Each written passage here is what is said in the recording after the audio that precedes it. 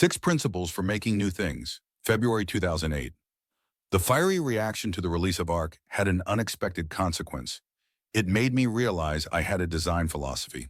The main complaint of the more articulate critics was that ARC seemed so flimsy.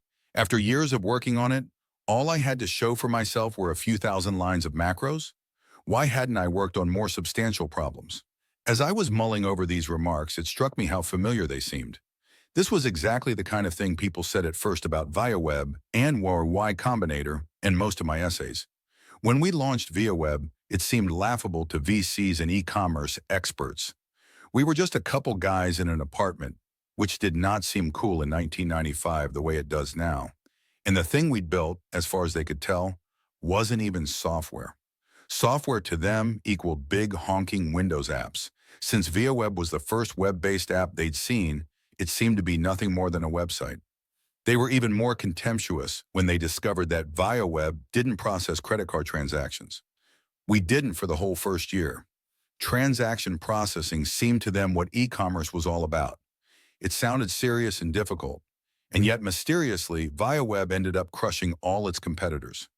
The initial reaction to Y Combinator was almost identical. It seemed laughably lightweight. Startup funding meant Series A rounds.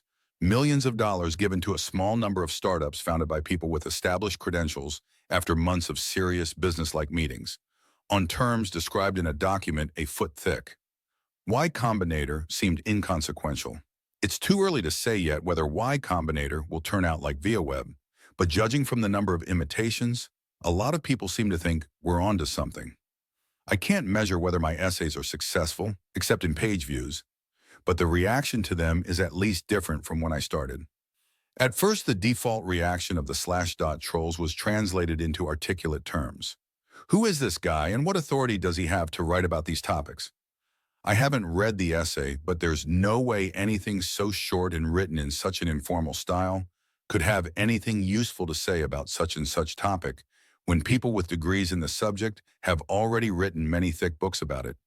Now there's a new generation of trolls on a new generation of sites, but they have at least started to omit the initial, who is this guy?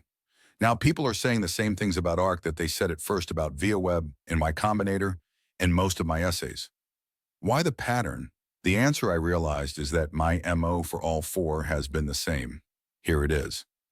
I like to find simple solutions to overlooked problems that actually need to be solved and deliver them as informally as possible, starting with a very crude version 1, then iterating rapidly.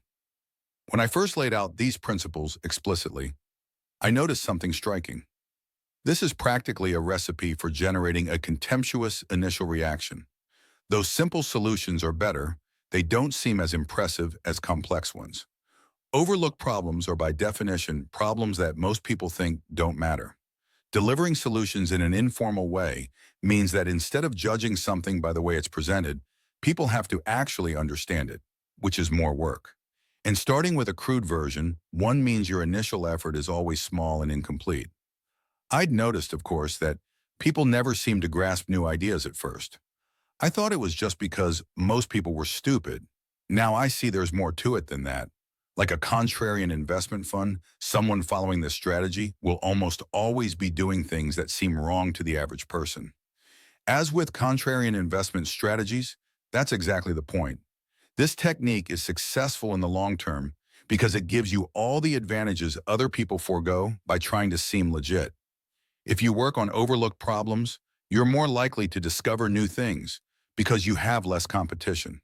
If you deliver solutions informally, you save all the effort you would have had to expend to make them look impressive, and avoid the danger of fooling yourself as well as your audience. And if you release a crude version 1, then iterate, your solution can benefit from the imagination of nature, which, as Feynman pointed out, is more powerful than your own. In the case of ViaWeb, the simple solution was to make the software run on the server. The overlooked problem was to generate websites automatically. In 1995, online stores were all made by hand by human designers. But we knew this wouldn't scale. The part that actually mattered was graphic design, not transaction processing. The informal delivery mechanism was me, showing up in jeans and a t-shirt at some retailer's office. And the crude version 1 was, if I remember correctly, less than 10,000 lines of code when we launched. The power of this technique extends beyond startups and programming languages and essays. It probably extends to any kind of creative work. Certainly it can be used in painting. This is exactly what Cezanne and Klee did. At Y Combinator, we bet money on it in the sense that we encourage the startups we fund to work this way. There are always new ideas right under your nose. So look for simple things that other people have overlooked, things people will later claim were obvious, especially when they've been led astray by obsolete conventions or by trying to do things that are superficially impressive. Figure out what the real problem is and make sure you solve that. Don't worry about trying to look corporate. The product is what wins in the long term. And launch as soon as you can so you start learning from users what you should have been making. Reddit is a classic example of this approach. When Reddit first launched, it seemed like there was nothing to it. To the graphically unsophisticated, its deliberately minimal design seemed like no design at all. But Reddit solved the real problem, which was to tell people what was new and otherwise stay out of the way. As a result, it became massively successful. Now that conventional ideas have caught up with it, it seems obvious. People look at Reddit and think the founders were lucky. Like all such things, it was harder than it looked. The Reddits pushed so hard against the current that they reversed it. Now it looks like they're merely floating downstream. So when you look at something like Reddit and think, I wish I could think of an idea like that, remember, ideas like that are all around you, but you ignore them because they look wrong.